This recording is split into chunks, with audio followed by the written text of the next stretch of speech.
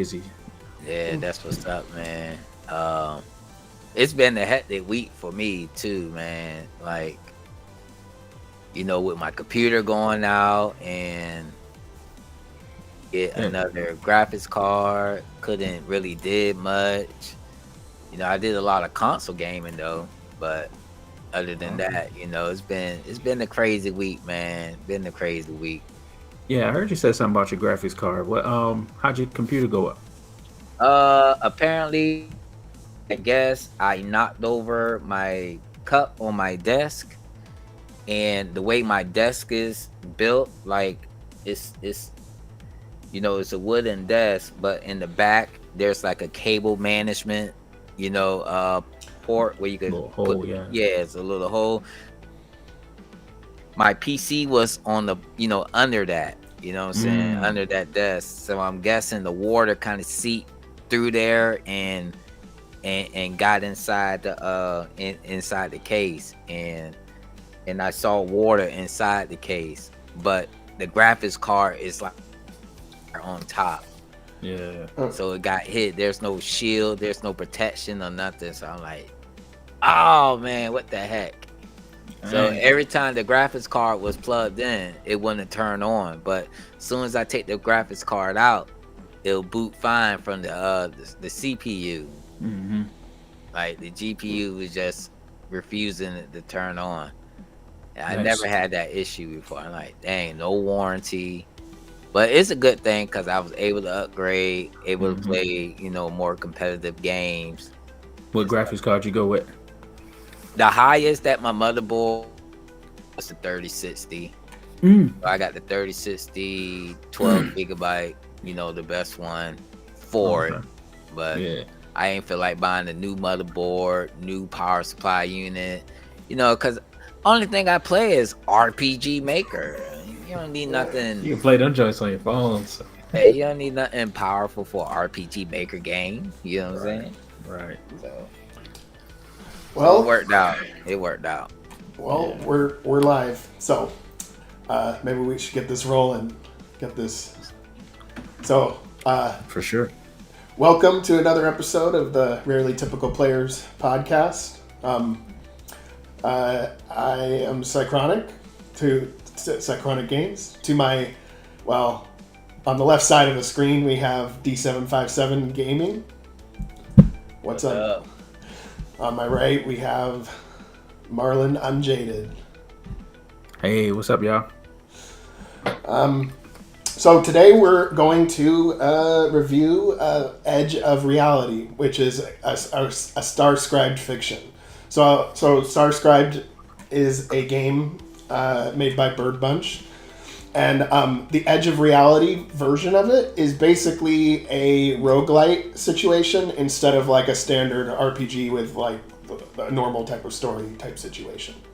So let me look at the synopsis here 1 second.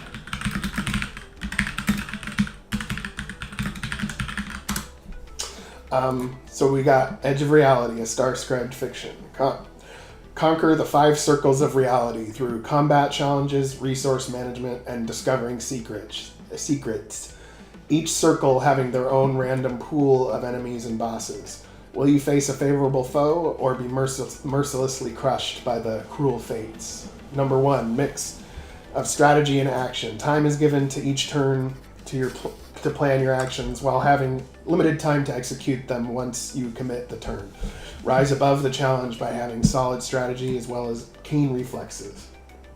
The core combat system of Starscribed tests your dexterity by having every skill exist in 2 variants that can be accessed through the input.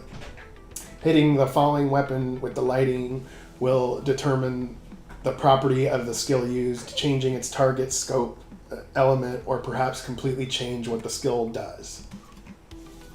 Additionally, bonus, if you can land a much harder timing striking the floating lightning ring, this will further grant minor bonuses to your selected skill as well as contribute toward unlocking the hidden arts of your character. There's only a little bit more. Okay. Player expression. Number 2, player expression. Choose a party of 2 within a cast of 8 unique characters, each with their own attributes and play styles. Discover augment jobs that allow for huge possibility of customization to play through your strengths or to cover your shortcomings. Number 3, meaningful encounters. Tired of palette swaps with more stats? Each and every one of the foes are balanced by their behaviors and their access to their own thematic skills. Upon defeat, they may drop unique gear bearing their name, called a war print. Allows you to wield their signature powers when equipped. Had a cool battle with a monster you really like? Try to obtain its war print and use their strategies against future foes. So yeah, that's the synopsis of Edge of Reality. And so the game kind of starts. So I don't know if I messed this up when I did my gameplay footage, but the game kind of offers a couple of different ways for tutorials in it. Like it offers either no tutorials and then you just start doing runs in the roguelite, or you do the tutorial through the first chapter of the normal Starscribed game. That's what I chose to do when I did my gameplay footage. So this is technically still part of Edge of Reality, but it's also the first This part that I played up to a certain point in the video is just the tutorial and the first chapter of the original Starscribed game with a story and everything like that. But then later, I did get to the roguelite part and understand that part as well. But for anybody that's like, oh, is this video the exact game? Well, it's the tutorial part. So, or one of the types of tutorial. Yeah. So, yeah. So I'm guessing, I don't mean to cut you off, Psychronic, but I'm guessing since we're critiquing the roguelike portion, we're going to be pretty light on the story criticism. Well, because there's not really much of a story, as far as I can tell, in the roguelite version. For sure. So maybe we just kind of generalize it. Where did D7 disappear? Damn it. Whew, excuse me. So, yeah, we just lost D7. That's great. Yeah, we'll look out for any messages in the Discord about where he went. Okay. But I was thinking maybe we could describe the premise and then kind of equate that to a bit of the reasoning why you're traversing the roguelike. Because I thought it was pretty... It seemed pretty thought through to me in a sense. Like it was... There was elements to consider. Right. It's not like if you've ever played like something like Enter the Gungeon, where it's just you enter the gungeon, right? Like literally the whole premise of the game is to just get to the end and beat the boss of the dungeon, and then that's it, right? Right. But this one seemed like something about realities and timelines or something like that. You know what I mean? Like, what do you guys think about like when you go in, you meet that one animal, you know, when the roguelike starts, and they're trying to, you can select the option, they explain the stuff and they explain it, and they try to explain like why you're traversing the realities or something like that. Which I'll get from that piece, I guess.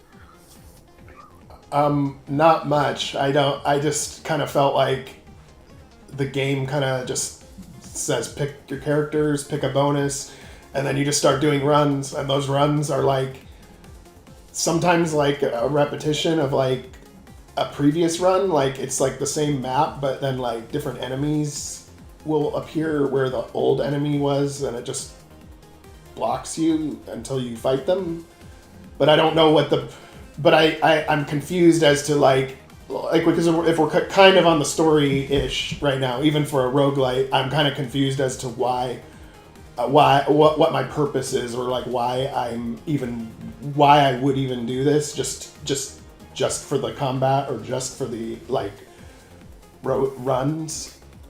Because I don't know, because I'm a really big story guy, so like that is like that's where the game kind of is hard for me, and maybe it just comes down to preference, but like I didn't feel like connected to any of the characters or the world, so I had a hard time wanting to explore and go through it as a result.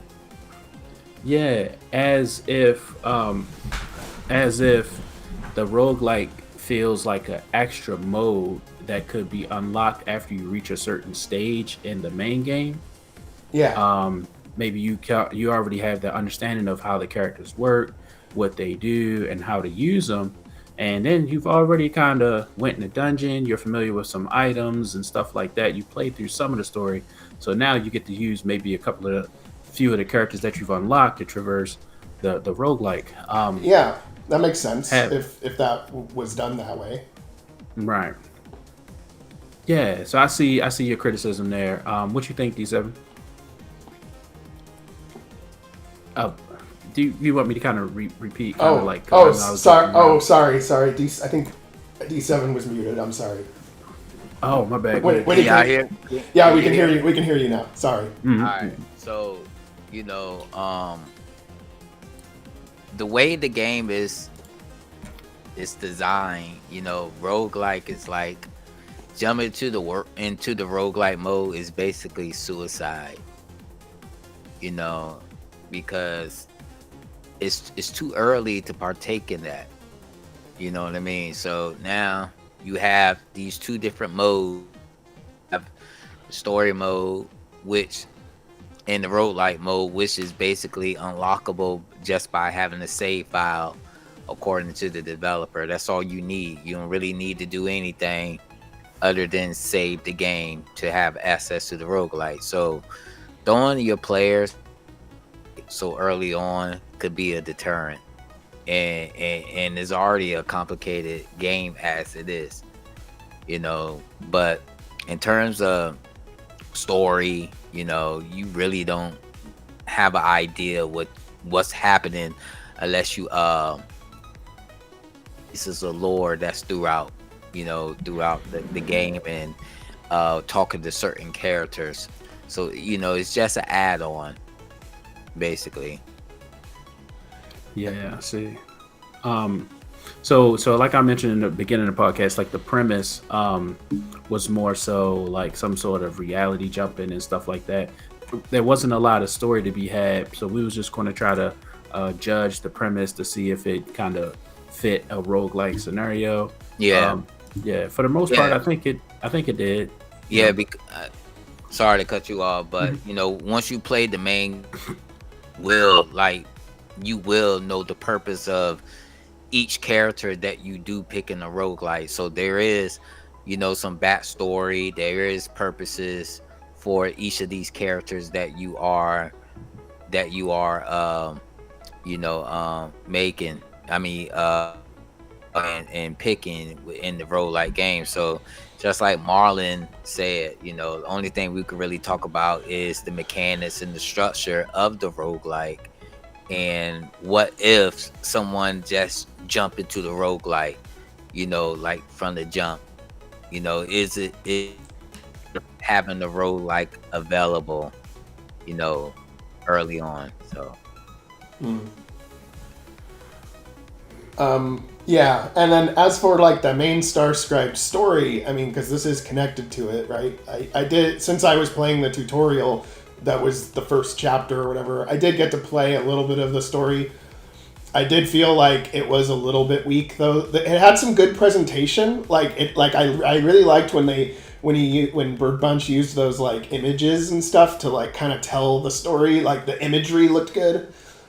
And everything like that in terms of its presentation, but I still have a hard time, remembering what is driving these characters or why or whatever. Because I felt like the game mechanics kind of got in the way a little bit of me enjoying the story, and so that was kind of like. As far as where I had a little frustration was because for me, I'm a big story guy, right? So I felt like the story was a little weak, mostly because of the mechanics getting in the way of that, in my opinion. But I mean, it might just be down to preference, but Yeah. But in all fairness, most roguelites don't really have a Don't strong really have story. much of a story. No, Mhm. especially this game is designed. There's no particular level. Only thing it is just it's what you're going to really get. Even the bosses don't isn't roguelike based because the end boss is always going.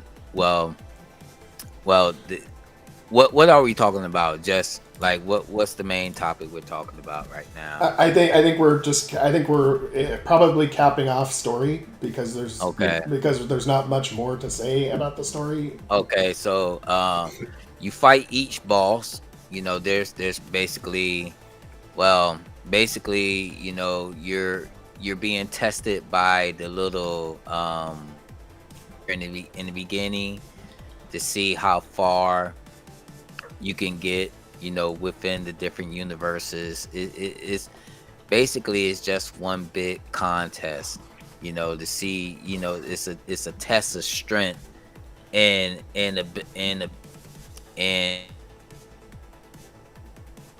different tiers of the multiverse. Other than that, it's really no backstory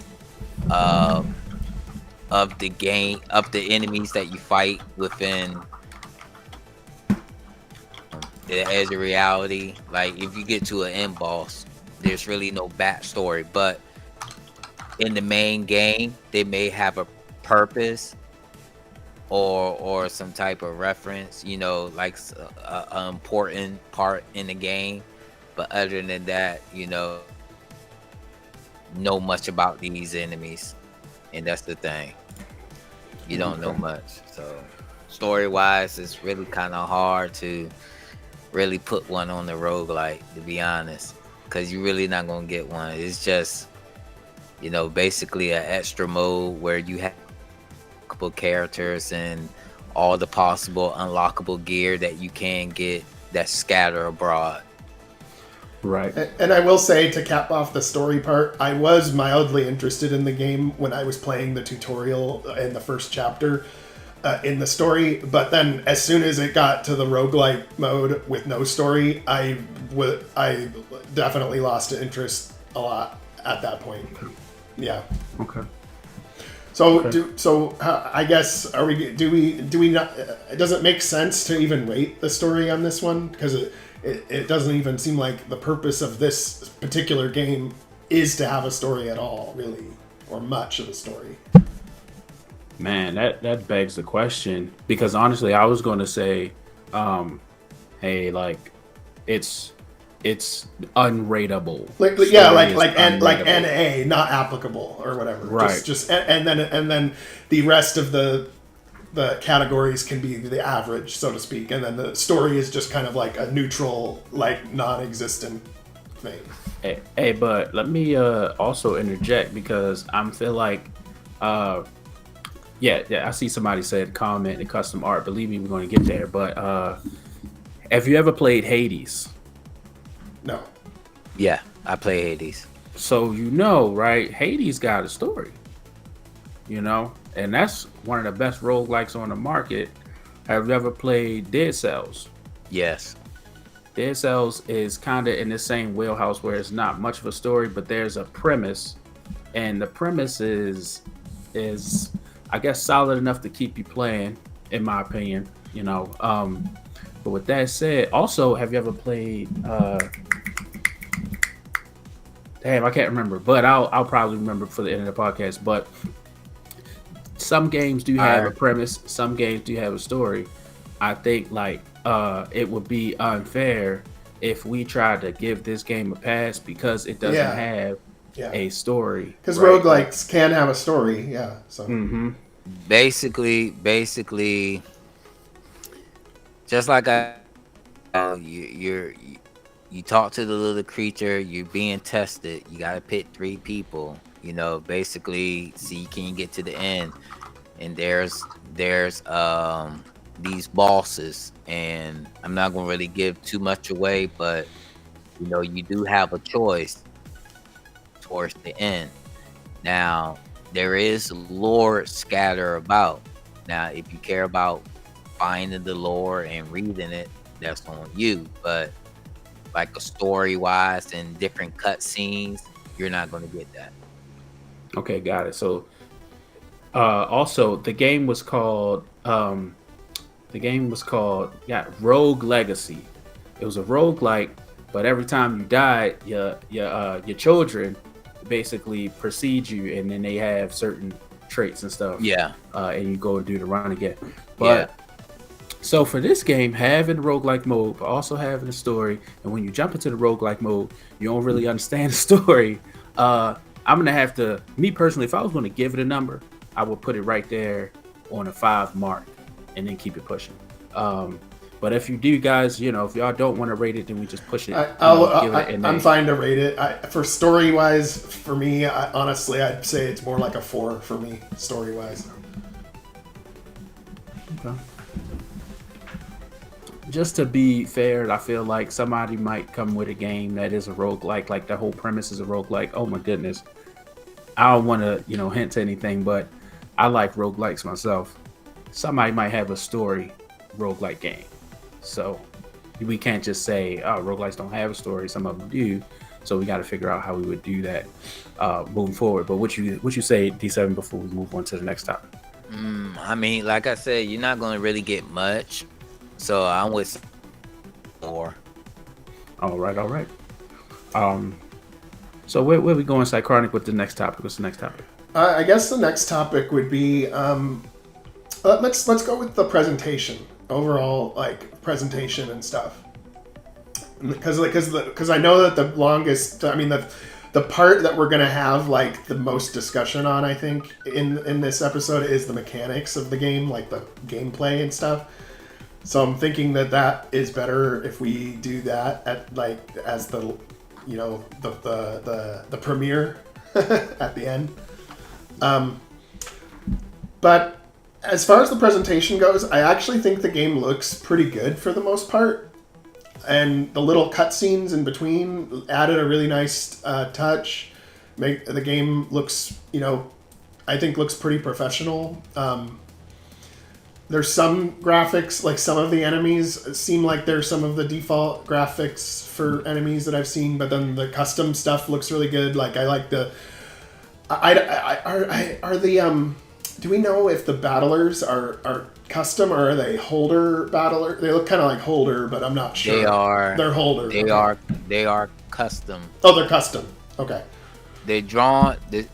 Well, according to the developer, he drew the base of it, but I think he got somebody to customly do it, like finish it. Oh, okay. Because I do like the battlers. They do look nice and custom and stuff like that. Yeah. Yeah, they don't look RPG Maker, and it's. But but the character sets do, the Kara sets or whatever. They look like our standard RPG Maker, but yeah. To give this game its credit, its due, it does a really good job in its uniqueness, trying to stand out. Yeah. That cave background is RPG Maker. However, a ton of it is custom. I can tell the whole battle menu and stuff. So, props to the developer for going that distance, which I think developers should go somewhere in that realm of custom as often as possible to make their game their own. So, props to them for doing that. And the game did feel, different for sure. And that's a good thing, I think, because if you start, after you play like hundreds or thousands of games, it's like, oh, I've seen this before, but this one was definitely a little different, which... Yeah, but we could get into a conversation about what we expect as role-playing gamers and what we expect of role-playing games to be. See, look, if you go to the itch page, just the presentation of everything, the gifs, the screenshots, the art, it gives you that, oh man, this game is so professional. This game looks good. The characters look amazing. It don't look RP-ish. You know, the battle system looks great. It's like you're going to get a whole new fresh breath of fresh air, you know, when you play this game and when you download it, because the presentation looks just amazing. Um but there is a problem though. There is a problem, and that problem, you know, I'm pretty sure everybody is going to suffer from this, is that it has a really steep learning curve. Yeah. Yeah. Oh my goodness. And the way the developers presented this, the tutorial is hard to understand for some players. Yeah, I had a hard time with it too, for sure. Yeah. That's gonna cause the hate of the game. Oh, are there haters out there? Huh? Are there haters for this game out there? I don't know. A whole lot of them. Okay. And I feel bad about that, because when I seen the game before I even played it, I was, like you said, D7, I was super excited. I was like, all right, this will be one of those ones. Just like the last few we've been playing, pretty good game, solid, make you want to buy the game and play it. But I'm gonna try to hold my comments about the mechanics and understanding that to the gameplay part. But even presentation wise, I felt like the descriptions of things were a little lengthy. The text was a little hard to read in some situations for me, and like the font looks like it's like calligraphy or something. Yeah, and it's sad because it's not like an ugly font; it's just hard to read. And when you got so many words, I just get overwhelmed. Like, what am I even trying to do? I just want to give my guy a potion so he won't die. I just want to attack. I just want to understand when that little like chalkboard popped up and they was talking about normal versus omega timing. I was like, what? I don't think. See, now I'm getting into it. But the presentation, I liked the custom imagery of the characters. I liked the custom battlers. I liked the custom what do you call it, like icons, face sets. Mm-hmm. It looks like they put a lot of effort in trying to originalize the world with some, okay, it's RTP here and there a little bit. It's like what's it called, FSM here and there a little bit, but it's put together to create whatever they want to present. And I really respect that. Some of the mapping looks a little bit extra though. I'm not going to try to nitpick, but I just think if you run through roguelikes, I can't tell if I'm going over grass or if it's a wall, and I'm just like a little bit. It's too many things on the screen sometimes. And then the enemies just are like, they're just kind of like placed at like choke points where you're like, oh, I guess to go to the next part I got to go through this enemy at this choke point, and it's not like I don't really get a feel that the enemies are like living in that world or whatever. It's just kind of like a wall, basically. Right, like they want you to fight that enemy to get past it. The roguelike did seem a little weird to me. One thing I noticed when I'm going from, I would find a spot I could interact with, like I don't know, that I found this one thing that would took me to some bells, and I got to select a bell which would give me a power up. I selected a bell, but then I just went to another place. I didn't know if I had cleared the level or cleared the stage or where I was going, and I ended up in like an item shop, and I could pick a helmet, and then I picked a helmet that looked like a helmet, but it was like a helmet none of my characters could wear. And then I left the shop, and then I had to keep fighting. I don't know, like I feel like this game does end up telling you a lot of information about how to play the game. Believe me, the tutorials were like massive. There's a area in the game that's all tutorials. Yeah, all tutorials. Like you go to advanced controls, you go to basic controls, the little NPC goes, oh no, this ain't no basic game, here's advanced controls. Then the words flip to advanced controls, and then you start a battle, and then chaos ensues from there. But back to the roguelike, they give you so many words to read and so much stuff, but the game doesn't really tell you much. I think the game should maybe have a sound that indicates if you did something right or wrong. Maybe some sort of UI to tell you like what I don't know, if you are leaving the current plane to another plane or something like that. Something more has to be more streamlined. And I feel like what they currently doing is a little jarring with it's like a overburdening of text and words to read. Yeah. And then with the roguelike part, like what I found kind of odd was like you're in a map. Look, hold on. You see that? How you supposed to remember this keyboard? Yeah. I can't remember. I couldn't remember shit. I couldn't remember shit. That's why it kept happening, because I was like, wait, Q or A or Shift with Z, and then like I'm trying to read the descriptions of like the skills so I know what they do, but I'm on a time crunch, so like I can't read it, and I just have to do it without thinking. Yes. I told you I was just gonna play the game with attack, and I just got as far as I could get, just attacking, man. Yeah. Like I ran into it multiple times where I'm like, okay, I need to heal. I know I need to heal, and I couldn't remember the keyboard command for like what brings the items up. And then another problem that happened was like if I hit like Z or Shift, I was holding down Shift or holding down Z instead of just tapping it once, and then that would immediately close the submenu. So I was like always closing the submenu just because I was holding the key down rather than like tapping it. And that was a thing. So I don't know. This keyboard screen, we might be a little late. Okay, I saw it too when I first started the tutorial, but then I ran into a bug where every time I didn't do what the battle wanted me to do, it would show this again, but it didn't give me enough time to look at it. It would just pop up and go away. So I don't know if it was like my input, my buttons, maybe my keyboard was stuck or whatever, but yeah, it would just keep going away. So I was like, okay, let me try to look at the keyboard again. It would fade away. And for me it was because I was holding the key down, and then it was as if I was rapidly pressing the key. That's what it was for me. Okay. Yeah, I heard somebody in the chat say the game wasn't very casual friendly when I played it. I mean, casual friendly, not being casual friendly is an understatement. I feel like I played Xenoblade. You ever remember? I didn't mention, Xenoblade, the first one with the guy with the big old red sword, right?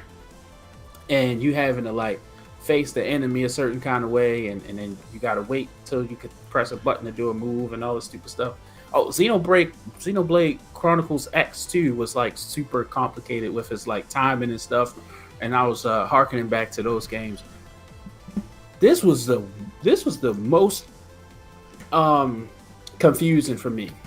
Confusing. I can't say challenging because I don't even know where the challenge really lived. I was so confused in how to actually operate it. Yeah, for me, I figured it out, like as far as how it works.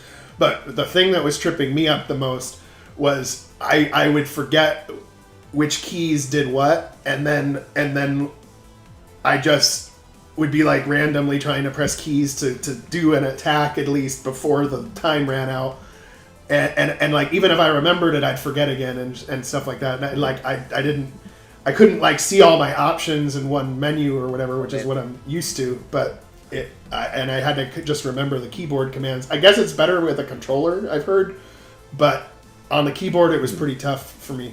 I got so frustrated. I kept thinking about trying to control it, but I was like, I'm gonna get even more frustrated. I don't know.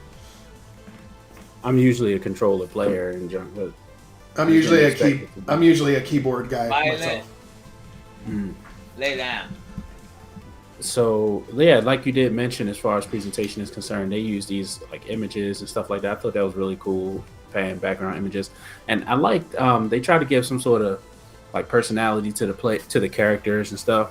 One thing I did really like was when you're setting up for the roguelike, you get to pick your couple of people, which is a question like why you only get two people to choose from, but you get to see their little stat image, which I thought was super cool. It's like their pros, their cons. It's like a grid to show That's what traits dope. they lean on. Yeah, I was like, that's fire. That was like Yeah, I really like that. a really nice touch, and it shows like the characters having different pros and cons and versatility. You can set up some sort of strategy beforehand and stuff. So yeah, props to that. So I was props to that. Props to that. I don't know. You know, and the battle screen was unique. I love the outside edges having the little V's and stuff like that to try to look unique. Um, the battle numbers up in the top right was a little like tough to um, read, but I got it, so I'm not going to really critique it. My problem was that diamond D-pad on the right and also on the left. I didn't understand what how to select those options. That was the most frustrating thing for me. I don't understand I how I got frustrated. I just I didn't understand that part either. I looked at it and I saw it, but I was like, how do I how do I and I did notice the pattern changed when I pressed different buttons on the keyboard, but I don't know, it was really confusing to me too. All it is a sub menu that access your items and your war print abilities. So it's basically like for example, if you playing on the controller, if you hit like L2 or R1, the bumper, it gives you that extra menu. Okay. so you supposed to be playing this on the controller, I guess. You need to play this on the really great at the keyboard. But other than that, I recommend the controller. I believe the developer recommended a controller as well. Okay. Yeah, I'll try it again with the controller. Because it's so much I feel like to be enjoyed, but to be marred by something like that, you cannot operate the game. That's kind of one of the entry level points of entry into the game that you want to nail. You want to do that correctly because people will get shut out from your game and not be able to experience the cool stuff. Like for instance, that one werewolf in the I don't know, prologue or beginning of the game, he's doing cool Akuma like abilities, Right. which like it's just what that's awesome, right? I wish I could do that. No, all I can do is throw the little kunai with the girl because I don't even know how to operate the game. And also that beginning part was in the tutorial or just prologue of Starscribed that with the wolf thing. That part was decent. The music made sense, and you are kind of like wanting to find out what happens next. I thought that the music though, in like the normal battles, was like a little too. I don't know. It just didn't feel quite right. It felt really like it was almost like too happy or like celebratory when like you're wanting to get amped for a battle. It was like gling gling gling gling gling gling gling gling gling gling. That's why I played the other music. He has another battle theme. He should keep with that one. Like the one with the wolf was good. Like that first prologue battle, like that I liked that music. But the music that I heard most of the time, the really happy glee music, I did not. It just fell off to me when I was fighting. The one with the wolf was the main battle theme till he put that happy one that it doesn't amp you up, and that's the problem. This game, you need to be amped up. Yeah. And especially playing the roguelike because any battle can be your end. And this is the thing, it's the way the game is designed. It's designed to test you. You feel what I'm saying? It's not made for player like Zephyr said earlier. She said this game isn't casual like, and it's not. Because if you die, you lose everything, right? Because that's the roguelike aspect. Yeah, in the roguelike, is basically You know, it prevents save scumming. Yeah. If you turn it off from a battle, I believe, or you do like a hard reset, I think it deletes your save as well. But Okay. originally it did that because when I was playing this game, it did a lot of crashing on me Mm. for some reason. Every time the game crashed, I lose my save. You know, that was the design until the developer changed it to deaths only. You know, you had to actually die in order to you know, experience a game over. So that's Yeah. the thing. The game isn't made for the faint of heart, and I've been trying to tell people that, you know, they're not used to the design of the battles, Yeah. and you know, Y'all ever play like Valkyrie Profile?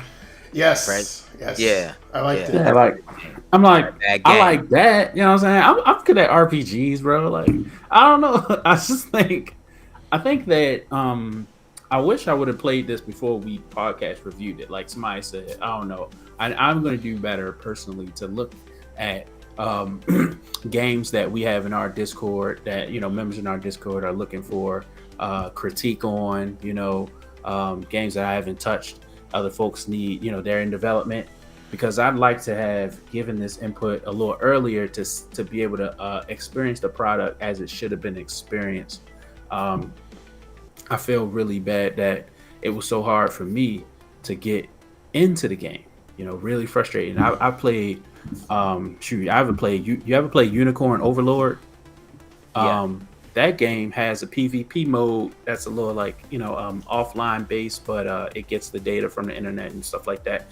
You battle other parties that are assembled by other players, and you know that's got challenging scenarios. I think they got a nightmare mode or something like that. They got like a harder difficulty you can challenge and stuff like that. I'm like I'm with it with the challenge. It's just that I can't even meet the game halfway. The game can't meet me halfway to at least explain some of these systems that so that I can understand them and use them. Put it like this. And I'm gonna be real with you guys. When I played the game, there was no tutorial. Nice. So I bet it was a little challenging then, with not even getting a hint. I think the tutorials confuse the person more. The over explaining. It's kind of like lore dump, info dump, you know, at one time. It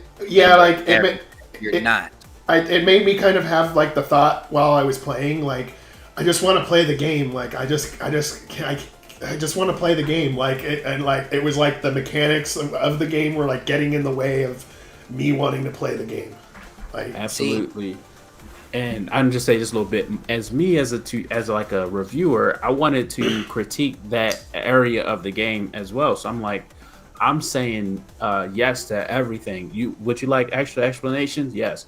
Do you want to see the tutorial? Yes. So I'm in there, and I can't even get out the tutorial because I don't know how to do the throw the knife thing that they wanted you to do, and they keep showing the same stuff. So I'm stuck in this crazy loop. Like, but I'll never figure out the game. Do you know why these tutorials created in the way they were created, Aaron? I'm sure. Why? Because people probably complained that they couldn't figure it out. Yeah. Couldn't figure it out or anything. And that's the thing. Like, this is if you watch BirdBunch's streams, you know, he does, you know, RPG Maker critiques as well.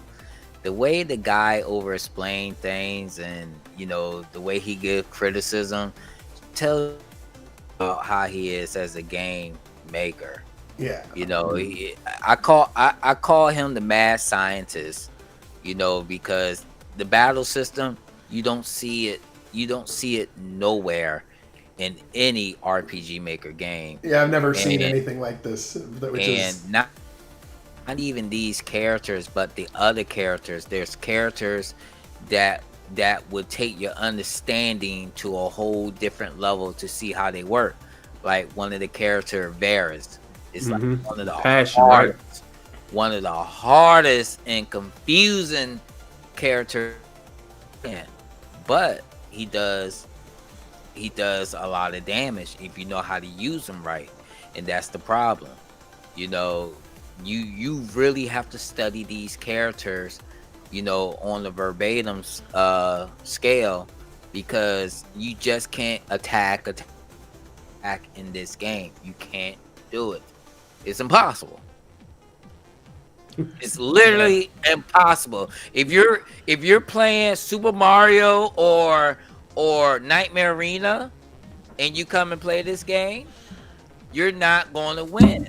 You're going to die. You're going to complain all day long because it's just too complicated. This game isn't for that casual player. Yeah. You know, and that's where we come in. You know, a lot of us are on the, like Psychronic. He's more, you know, his game levels on this scale. Mine's is on this scale, and Marlon's on that scale. You know, when it comes to the complicity of things, one may not understand it better than the next. Like language learning. Yeah. You know what I mean? Yeah. What you trying to say, D7? Are you trying to say I'm an idiot? No, I'm not saying that, but it's kind of like this is where the info dump comes in. You teaching me another language that I don't understand. Yeah, so in the chat, so I don't feel so bad because Psychronic couldn't figure it out. I couldn't figure it out. He kind of figured it out. Yeah, because I imploded. Right, I was like, let me try. I can try it. I was watching the gameplay that Psychronic did while I was, dropped my kid off at school. I'm like watching this gameplay, and I'm like, dang, this stuff on the tutorial. Let me give it a shot. I fail. So, and then I tried again and again and again. I tried the tutorial video prologue thing, and I got the game froze on me somehow. Dropped it, came back. So I don't feel too bad that I failed. However, I do feel like, man, I wish they could have succeeded. Let me get into the chat. People are really verbal about this game. I feel like it's a lot of input. So yeah, let's see. I think Square Pillow Game says that is this game just to do quick runs and not follow a story and character building? Yeah, this portion that we are reviewing is the roguelike part. If you get the game, I think there is a story part, so we're not reviewing that. And I'm thinking that if you played the story, you would understand the premise and the characters in the roguelike part. Yeah, and the part you see on the gameplay footage right now is the tutorial that is actually the first chapter of the storyline-based Starscribed game, because in the beginning you get a choice. Do you want to do the tutorials through the runs, or do you want to do the tutorials through the first chapter of the Starscribed story? And I said through the story. And so that it does get to the roguelike part later in the gameplay footage, but that kind of explains that part, I guess. Yeah, Padre 8 says this game needs to drop features one at a time and give the player time to digest one mechanic before you get to the next. Yeah, that is facts. Yeah. Yeah. And like you said earlier, Marlon, you need to drop the characters or the portions one at a time. Like the roguelite doesn't unlock unless you have certain amount of characters that you are accustomed to. You know what I'm saying? You go into this roguelike with characters you haven't even met in the story yet. You know what I mean? And each character plays different. Right. Yeah. I think when you said Varus, I specifically like that character. He's got the shield, right? He got the sword, the samurai sword. Oh, that was the slimmer guy. I actually played with him too. That was cool. Hair. Yeah, with the samurai sword. But there was another guy with a shield. He was like swinging at people. He like Root. Isn't Oh, okay, yeah. Or wasn't it? Okay, I thought it was Soul or whatever his name was. Soul, the one with the sword and the shield. Yeah, the boy. I could Yeah. barely read the text. So I don't know. Yeah, soul and melody is like the for the roguelike, because melody is a healer, and soul, you know, he does like he's high in defense, and plus he got the cover abilities. He got the cover ability too, you know, Yeah. like protect and stuff. Yeah, But it says something about passion having he like when you describe the character, he's got like a passion system or something. No? that's Um, yeah, that's Rook. oh, Yep. okay, okay. But Uh, like SG said, you know, quick background about the developer. He's a fighter. You know, he plays a lot of fighting games. He streamed like Street Fighter, type of RPG maker.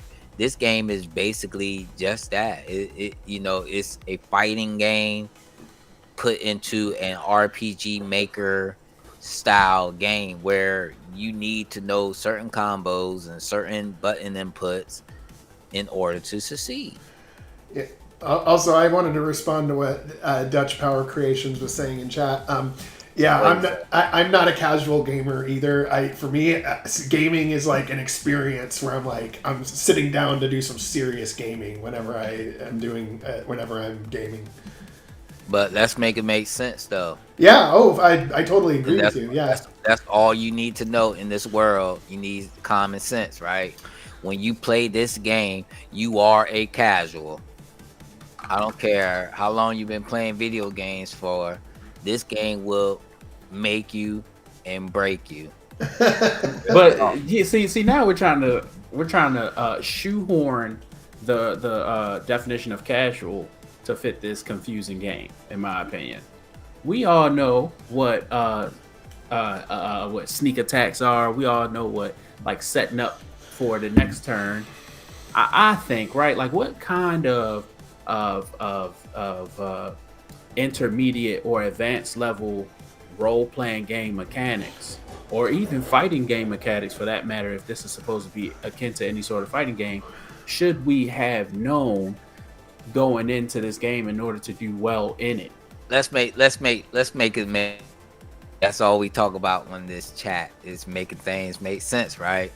When you Mm-hmm. play Mortal Kombat for the first time, what do? You look in the booklet to see how to do the moves until you learn combos. You're not going to be a pro day one. This game is the same. Learn the characters, you learn how things work. But the problem is, people are so used to not having really any skills when they play RPG games. You know what I mean? Only thing you really need to know, only skill you really need to know is how to read, how to like figure out a certain system, if it's a weakness or whatnot. Then you're good to go. If you're fighting a ice enemy and you got a fire skill, you know, playing it simple, you know, you need a fire. You need to do a fire enemy to kill it. So when I did play this game, I did horrible. I did horrible, and I'm like, I felt like the game wasn't rewarding at all. There's no levels. You know, you don't level up. The developer said, you know, all this was intentional. He said, you level up. He gave me some Chinese, like some Bruce Lee philosophy. He said, they don't level up, you level up. I'm like, man, what is this guy talking about? This is a horrible system, but I get what he's saying. You know, the more you play, the more you understand how characters work, the easy the game becomes. It becomes real easy, guys. To the fact that you're playing normal, like you're playing a regular game. Look at my playthroughs of this game. I beat the demo. I beat the Starscribed. I beat the roguelike version many times. You actually do get better, but starting off, it is going to run some people away. That patience to even learn, and that's the problem. So the developer got to figure out, you know, how he, needs to keep players. But to my understanding, if the player ain't good enough, then developer play another game, basically. Also, yeah, I just want to interject here a little bit too, is in that like for me being a story driven person, the not having that, the gameplay loop and how it works isn't enough for me to keep me going. Just the mechanics, just the gameplay isn't enough for me. I think if you play the regular story, you may get somewhere. I did, and I felt like it was a little bit, I don't know, boring. It's probably not for you. Yeah. I mean, it's everybody's different, but yeah. Okay. Have a slow grind in terms of stories. Not a lot of critical moments until you get like to a certain part. But other than that, you're so far into the game and you lost interest. But on the roguelike part, I was like, oh, I get to fight enemies just so that I get to get items and fight more enemies. Just so that I get to get items and fight more enemies. It was like, oh, why? Yeah. And that's how I felt, from just from this game specifically. Yeah. Okay. Well, it's interesting that you made that point, and I appreciate you making that point about your preference of play, Psychronic, and that's cool. So you're story heavy. I would lean more to action heavy, right? Because I appreciate battle systems. I can't say more than story, but a dramatic amount. Yeah, I think that to the point where I personally want to create a game that's more focused on bringing exciting battles to the player, right? That's most of the experience. But I do appreciate a good story. I feel like you got to have that if it's a role playing game. You're playing a role. I mean, ideally, if you can do both, that's when you have a classic on your hands, right? Right. So, but that's probably what makes this podcast so great, because we're leaning on our strengths and our preferences, and we know what good story is, right? And we know what good combat is. If you ever played Tales of Symphonia, any of the Tales of games, or Star Ocean, you would get a sense of the fighting game combat system, where you gotta put in the combos. You can juggle your enemy. You have to have good quick reaction, but it's still an RPG. Preparation is key. So I feel like you cannot penalize me if I can't figure your game out. Your game has to be structured better if you're going to have these sort of reaction-based mechanics, restrictions on time to input your decisions. You gotta let me know. Like, I've seen one scene where you're doing like a crazy super move, which looked extraordinary with the one redhead girl. She did some fire attack or something. You know how in fighting games those moves are in a book or some sort of tutorial screen. You press down, forward. Believe I play Tekken 8. I'm pretty good at Tekken 8. They're there for you to see and know and execute. It might be hard to execute it, but at least it's there. I think where this is falling short is, they might have stuff going on. At one point, I seen in the battle menu, my little character's icon was flashing. I'm like, hey, look like you ready to do something. Now, how do I get you to do it? Yeah. That's where I was hung up. The Omega Strike. Yeah. All right. So what is not explained? Well, it is.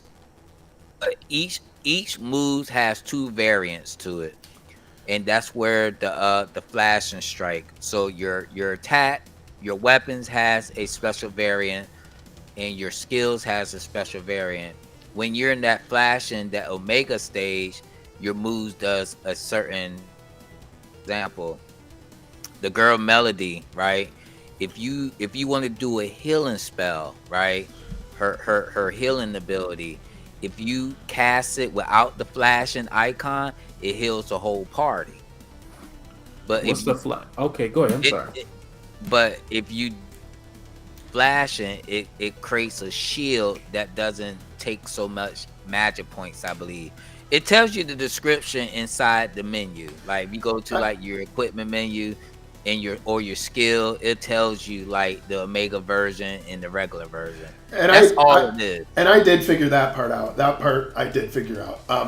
The only problem was that like a lot of the like skill descriptions were pretty long, and I'm trying to like read what something does while I'm in the middle of a time crunch, and I couldn't. It just was difficult for me to retain that information of what the different skills even did. Even though I got the point of if you do it in a certain order where the little like image is outside of the range or inside of the range, that you get different skills and stuff. I did figure that part out. But for me, the part that was just a little, I don't know, to me it feels clunky, is just that there's like a separate sub menu for like each key, and it doesn't feel very intuitive to me when I'm playing it. It's like you got to go outside your programming to like use it. I guess it's a lot. Don't get me wrong. It to take in. I agree wholeheartedly. It's a whole lot to take in, but at the same time, it's a learning thing. I mean, it's a learning process. You're not gonna get it immediately. You're going to mess up. You're going to fail.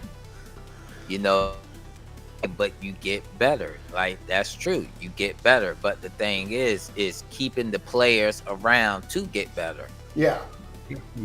For sure. You know, and this is where you see a lot in the Discord when they say skill issue.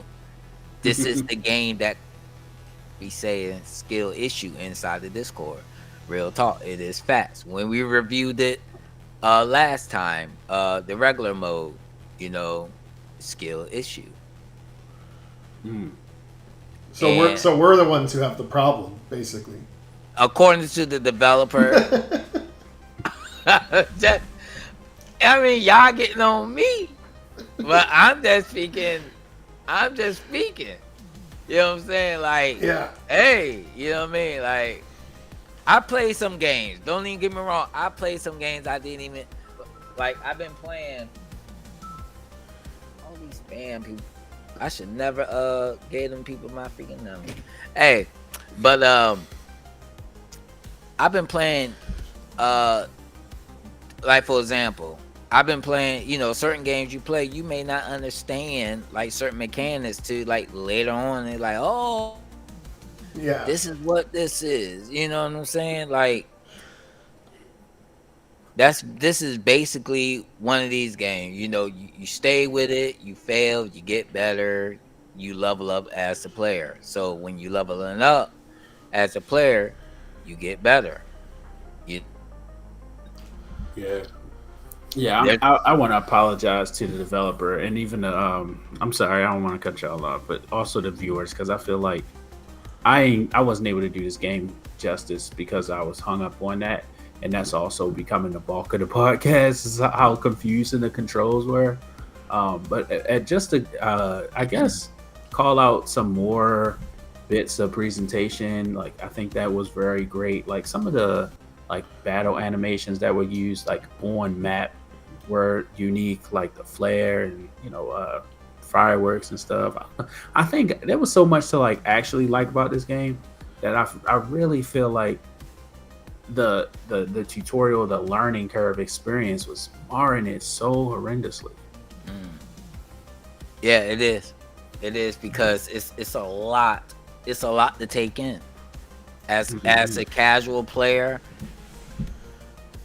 Well, not even as a casual player, as an advanced player. Yeah. I'm an advanced player. I'm pretty sure your guys consider yourselves advanced players.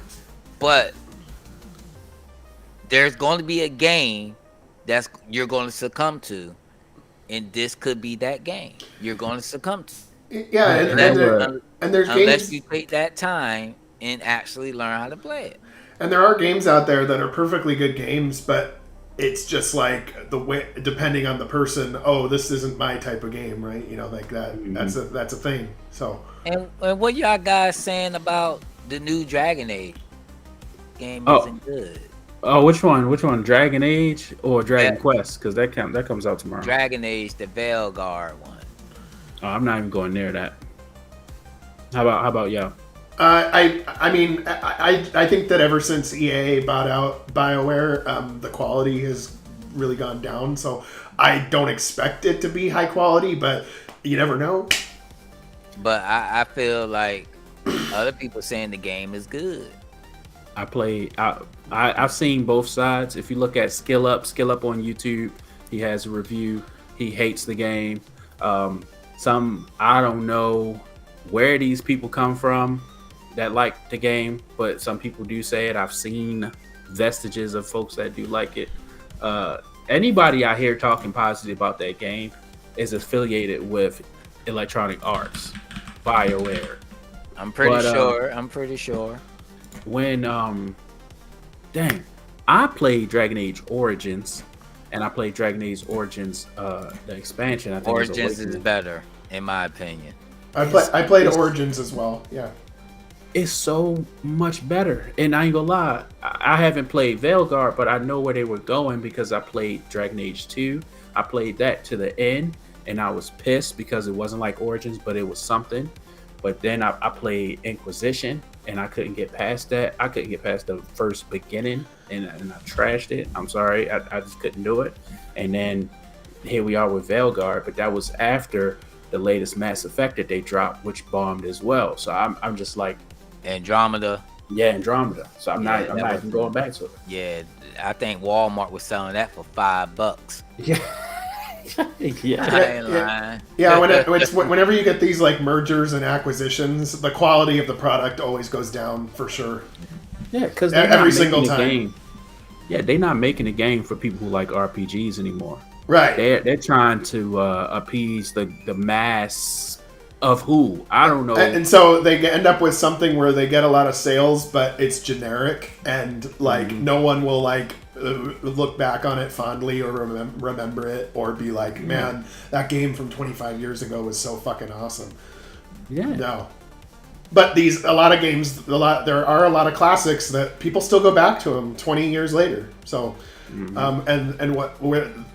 and it's weird because you guys noticed how sometimes there's like a big game that like everybody gets, and then a year later no one talks about it ever again, and then sometimes a game is big and it stays big for like well after it's done. That's why I don't buy games day one anymore. Yeah, yeah. Nope. Because more than likely, next thing you know, oh, it's on sale there. You know, I really stopped doing that, and I've been shown a lot of times, yeah, go with your gut instinct. But this is an RPG maker game, though. Yeah. You know, in terms of design, presentation, I agree. Like it's really confusing. I think the tutorials in the way, you know, is the icing on the cake when it comes to people not wanting to play anymore, because when Harlequin played this game, his main gripe was the tutorials. Oh man, I learned one thing that was complicated. Now I gotta learn another thing that's tutorial based complicated. Oh man, we're in an hour in the game and we still got tutorials. Yeah. You know what I mean? That's how I felt too. Yeah. I think this version with the tutorials, I'll get rid of them. Just explain like the basics, what somebody need to know, how to attack. Maybe make it optional. Make like a tutorial room like some games do. You know, that way the person that's playing the game, they could stay in that tutorial room and get all the tutorials that they need to get, instead of just being, you know, forced through it. You know. Yeah. So what I think they should do is so a couple of suggestions. The chalkboard, while it looks unique and interesting, scrap it. You should just use images of the actual battle scene of what normal and Omega actually looks like. right? Like, Yeah. just point an arrow at this is normal, this is omega, right? So people can know. Then have my second suggestion is some sort of indicator, however you indicate it out. Maybe I'm not seeing it of what normal and omega actually is in the battle as it happens. I seen that gauge going down as some sort of slider where if I hit the something at the right something else, it was good or bad based on how close or how far away it was supposed to be. So I would say give me some feedback like nice, yes, or perfect or whatever. Like let me know if whatever I'm doing is actually good or what or confirmed or whatever. That is right? a good idea. That's a I good like suggestion. Yeah. So somebody say, "I take notes from Origins tutorial." But at the same time, I think the developers really, you know, I want to say this game probably been in development for a long time. You know, Yeah, I think it used to be called Kindred Novel before Starscribed. It used to be called Kindred Novel, and you know, the novel gives you that it is about a story, you know, because the name of it, you think that you're going to be playing like a story-based game, and hearing Psychronic saying that the story is weak, you know, it kind of maybe, you know, went from a story-based game, hint the type novel, to a fighting-based game, or you know, because of the background of the developer, you know. This game and Aziel's game is going to get a lot of criticism because they're not your average RPG game where you could just do attack. Well, I like games where you don't have to do attack, where you can't, you have to think and you can't just do attack. But in this game in particular, I just felt frustrated by the confusion of the system, and mostly because of the keyboard hotkeys to go into various submenus as the way to do it, which I would have preferred to just see a menu with sub options. I mean but that's just me. But I've played lots of games before where you couldn't just hit attack, and it was super fun. So it's. I actually, you know, if you get a really boring one where you can just do attack, I'll criticize that more, you know, personally. See, the problem is within the RPG Maker community. You know, I may be wrong. Stop me if I'm wrong. You know, I'm disrespect anybody, but when it comes to like something brand new, people it's not gonna like it. Like if you put time attacks in your game, people are gonna complain about the time inputs. If they put, you know, certain things you got to do, maybe a dice roll, you know, your attack is based on the dice roll. Any originality that you put in the game that is foreign to the standard, you know, the standard play style, people isn't gonna like it. And I've seen it many times. I think though, couple inputs I had regarding what you just said, D7, the different mechanics in different games, they kind of filter the player base. Some people like it, some people get shied away from it. At least they can play it though. My thing is, with the confusing system, it's barring people from even accepting or even properly critiquing, saying like I don't like it, because I might have liked it if I knew what I was doing. So that's kind of where I'm at. I'm before even being able to say, oh, it's a good or bad system, or I like or don't like it, because it was just so hard to even understand what I was doing. Yeah. Second thing I wanted to mention, sorry. my bad. Just the second thing I wanted to mention about developers. I feel like personally, when I started picking up RPG Maker MV again and finding out all the different things that you could do after folks made all the different plugins, I got into plugin hell.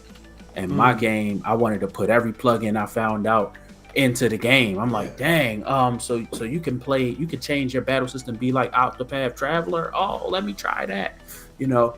And I think a lot of folks are doing that, honestly, from what I'm saying, it seems like sometimes I see features just for the sake of being features. They just wanted to be in there because they could throw a plugin in.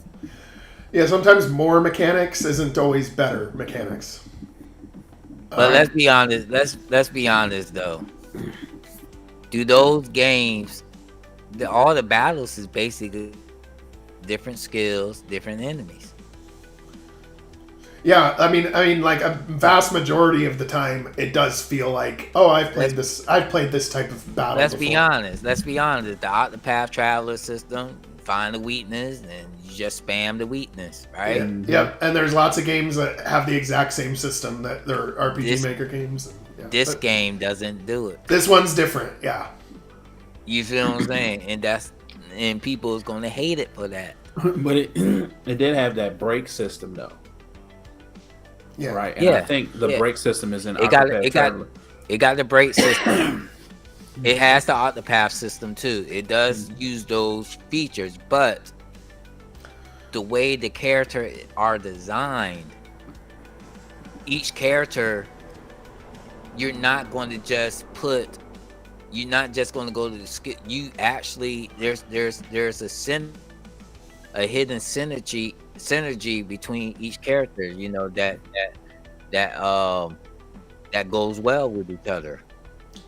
You know what I mean? Like expanding a little bit on the roguelike. You do start off with 2 characters, but there is more characters. It's hidden things where you can expand your party up to 4 if you're lucky in the roguelike. So now you're dealing with 4 different characters that plays differently. You know what I mean? So the game is unique in that aspect. It's where it's your mindset that's keeping you, wanting to try something new. And you're kicking the human nature and start complaining about. It's not for me. It's not that. For me, it's not that.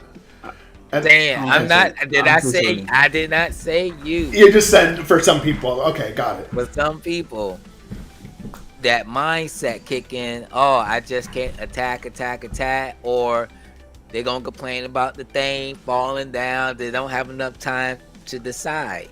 And that problem gets compounded when you add more party members too, because now you got 4 little objects going down on the screen. But when you see my playthrough, or Squirrel's playthrough, there's not just me, but other people play through. They're playing fast. They forcing it to go, choosing their skills fast and moving fast and winning these battles. And now you're feeling entitled. Now you're getting the reward that, oh wow, I'm actually playing the game. Yeah. But it is going to take some time. A lot of people is not going to remain. That's the point. And the developer knows this. They knows this. And they're okay That's with it. The thing. So Harlequin said you'll be able to play this well when you can memorize button inputs. There you go. Basically. Yeah, and I had a hard time with that. I couldn't remember, especially when you're getting multiple characters. Like, okay, which one had the skill that did the one thing? And I was having a hard time with it. Hold up. Harlequin said D7 trying to sell this game as some kind of enlightenment. Nah, bro. You know it's true, bro. You know it's true. People complain about your game, about the time inputs in your game, and I back your game up, saying that they're not. It's a skill-based game. You gotta look at the clues, how the enemies react, and press the button. That's all you're doing is pressing a button and you're given clues. You gave a tutorial on what to do. People still fail at that, and they complain about it. Yeah, some people don't like QTEs. I like them just fine. Like, if you press a button at the right time, it does extra damage, stuff like that. Like, I'm totally cool with that. But some people don't like those just by default. I don't know, but I've seen people specifically complain about that mechanic before, just Oh, I don't like those. Oh, okay. You know, but I like them just fine. But. Yeah, I had trouble figuring out how to use an item during battle. That's how bad it was. Yeah, I couldn't remember which key on the keyboard. What did you play with, Marlon? The keyboard or controller? Yeah, I played with the keyboard. I'll try to control it later. I'm sorry, I play with the keyboard. Yeah, I play with the keyboard. Play with the keyboard. You're going to do bad. Even the developer said, "Don't play with the keyboard." Well, I also, but to be fair, you should try to make your game in a way that you're playing the keyboard or you're using a controller or whatever. Okay, like it'll work good on either. You know, you can do that. It's possible to do that. Mm-hmm. So, Sliff says leveling up as a player is all good and stuff, but I feel like RPGs is made to make you feel that the character you are playing is evolving both in and outside of battle. Mm-hmm. That you are playing is evolving, but it depends on you as the player. Yeah, but I don't know. I just feel like, what you mean? Okay, hold on. I'm trying to think. Like, what game can I compare to a game like this where leveling takes a back seat? I would say something along the lines of was it Valkyrie Profile? It's a skill issue. But I don't know, man. You know, like the thing is, I am going to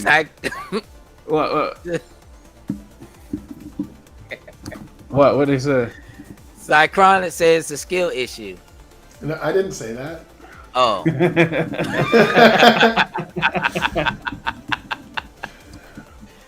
So I just want to kind of remind. Indivisible. Yes, I'm so sorry. That game is easy though. Yeah, but at least it's just better to understand. My daughter loves Indivisible. I love it. The game is cool. It kind of does remind you Indivisible.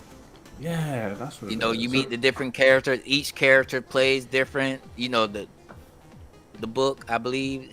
Then you get the the other characters. Every character plays different. That's a good thing. And this is how this game. But Indivisible is a little bit more simpler though. This one right here, an RPG.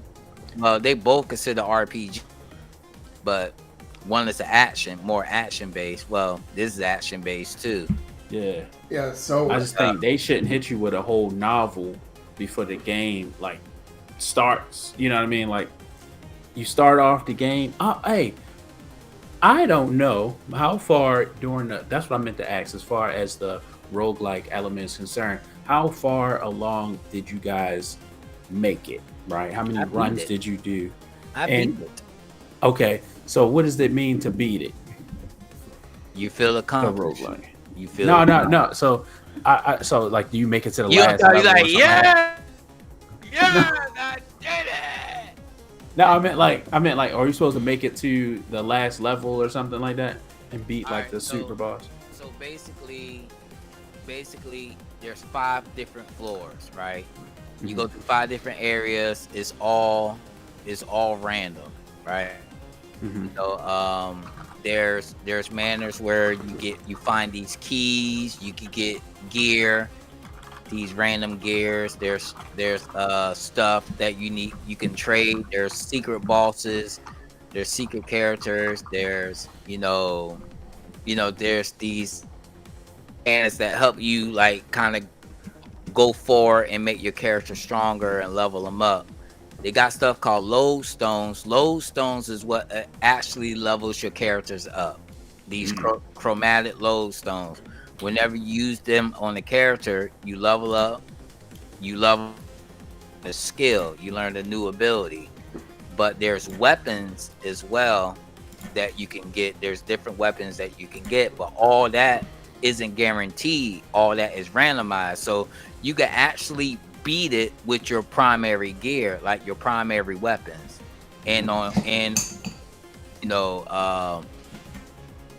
At level 3, you could probably beat it with characters level 3 as well. So you don't really need really much. It's all skill based. You know what I mean? It's literally a skill based game.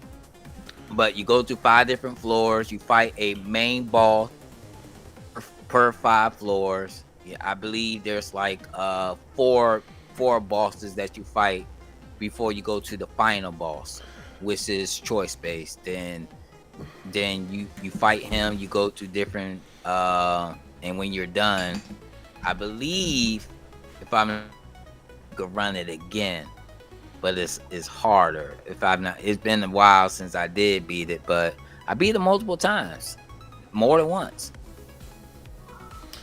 It does take when you're good. It does take 2 hours to beat on average. It's 2 hours to beat the rogue mode. Okay. So I know that some of us here are on a time crunch. So did we want to rate the presentation and then the gameplay and some final thoughts? Yeah, we can do that. Okay. So as for the presentation, how would we want to rate that? I would say normal scale. I would just say normal scale, as if any presentation, right? Based on how we were presented the game throughout our time playing it. As far as this number, there was some times where I was super impressed by the presentation. Like, for instance, the character select menu. But then there were some places where I felt like the experience was marred by like the massive amount of tutorial text and the way the tutorial design, where I actually got locked into it because I couldn't figure out how to solve it. And sometimes the mapping seems a little basic. And then, yeah. So I felt like so basic is the word you use, and I would feel like it's a little bit inconsistent. Yeah. Inconsistent. So I would round that off to a 7. What y'all think?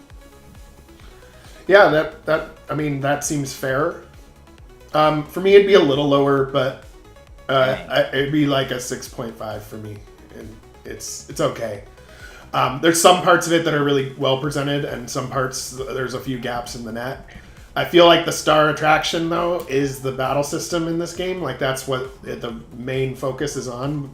But I think the custom stuff looks really good. I think some of the mapping looks a little jank. But it's okay. So for me, I'd do a 6.5. Yeah.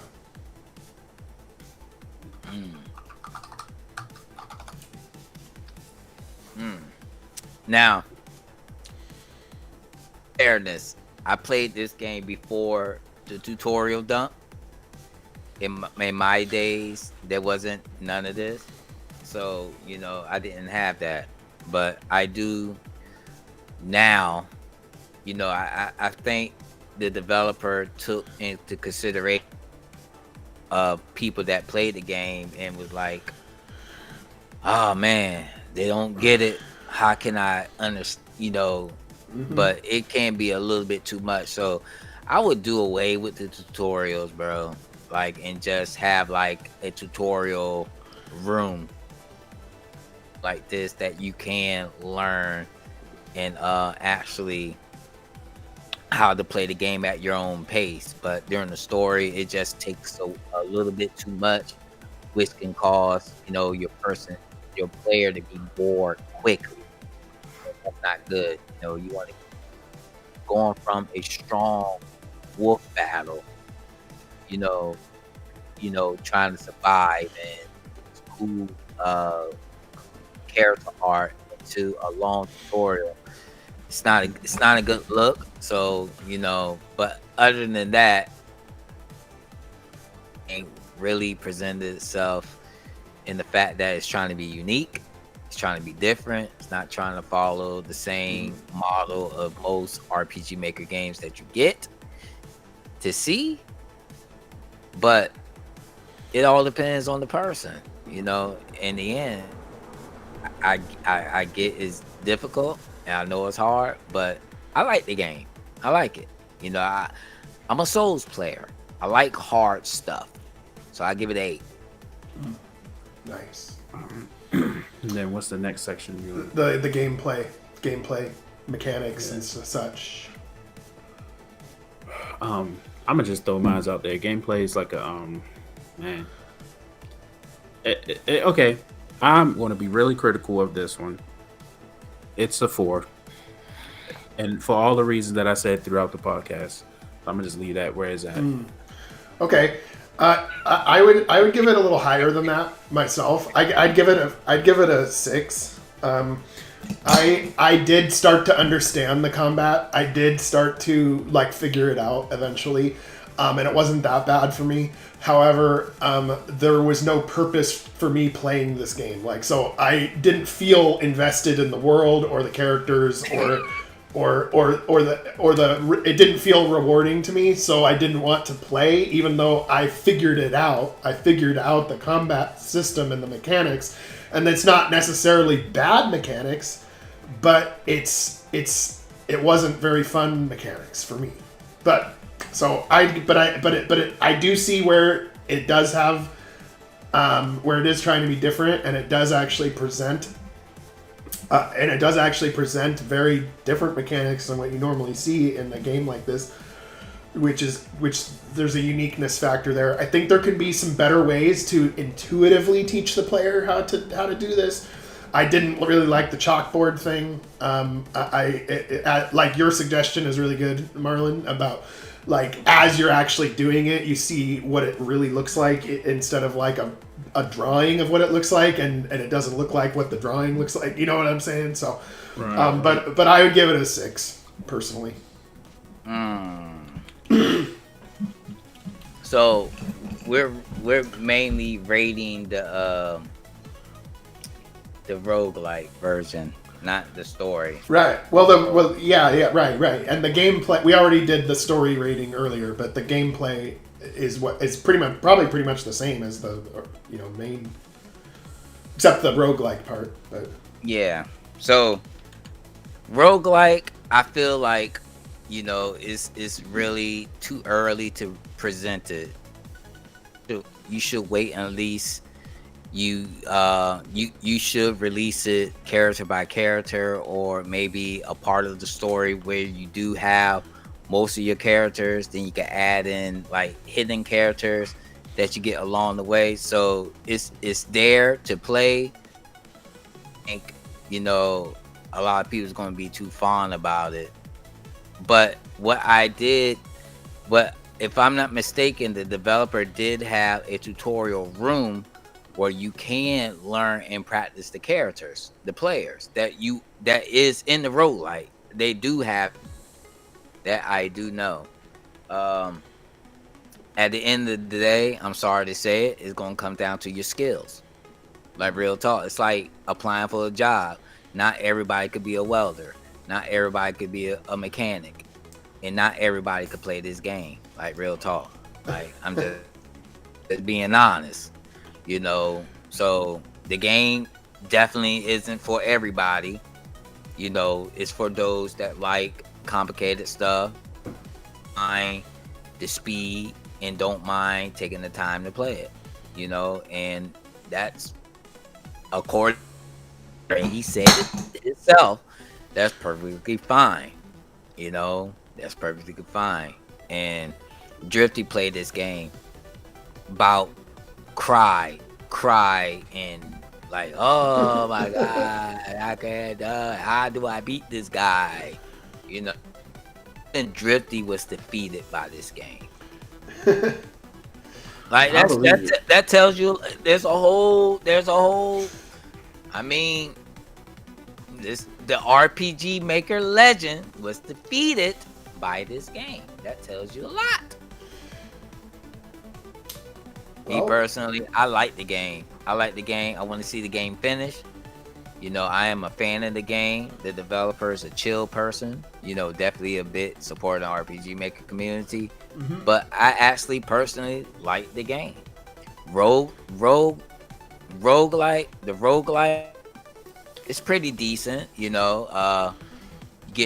can get through it in 2 hours. You're good to go in 2 hours. So me personally, I think it's a good expansion, but I think it's it's available too early. It should be at least available when your players is at comfortable with mechanics.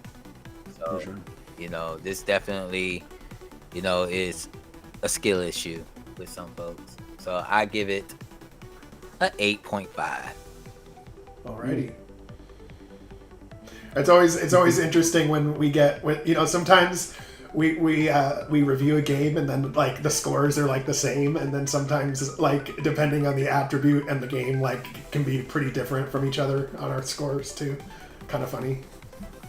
Yeah. Wider. Yeah, this time around. Yeah, for sure. Okay.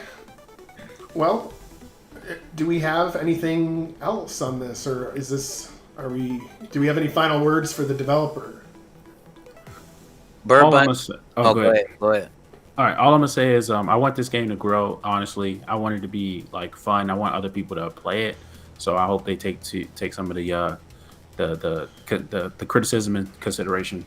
I'm not saying make it easy, but make it at least approachable for people to like get hooked. Because I would love for like your skill is obviously present in what you built. So people need to see that, right? So make a fun game, please. That's all. I agree. And what I did suggested, you could have it different modes. One mode could be standard, and just like your standard RPG, just like that. Then you can have a difficult mode, which what we have now. You can have two different modes, and once your players is familiar with the game, then they could challenge themselves to play the mode that you currently have with the fallen weapon, flashiness, and all that stuff. So you have a lot.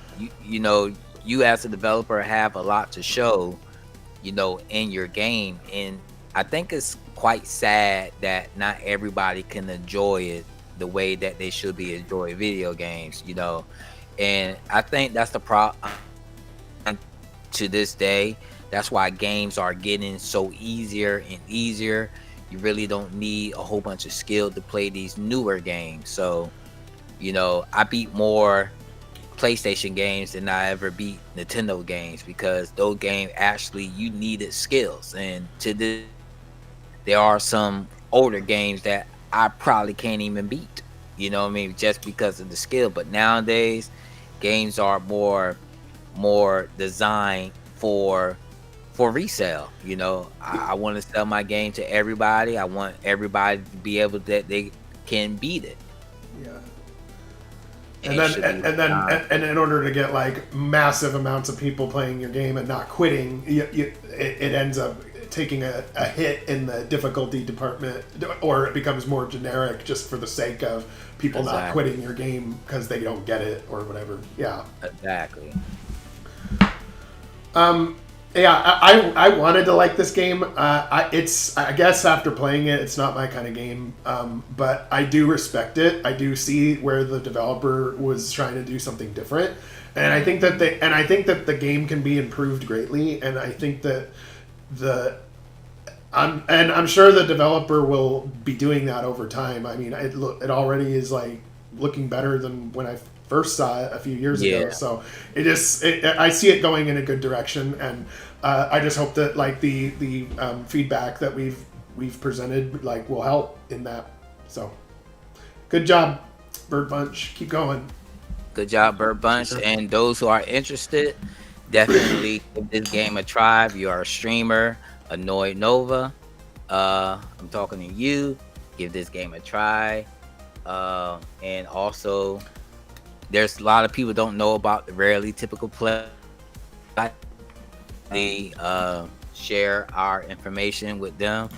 Are they developers? Are they, just RPG maker enthusiasts? And they just like to hear, three guys talk about a genre that they love. Definitely us, So until next time, I definitely will see you guys later. But my kids got karate, and so you gotta run.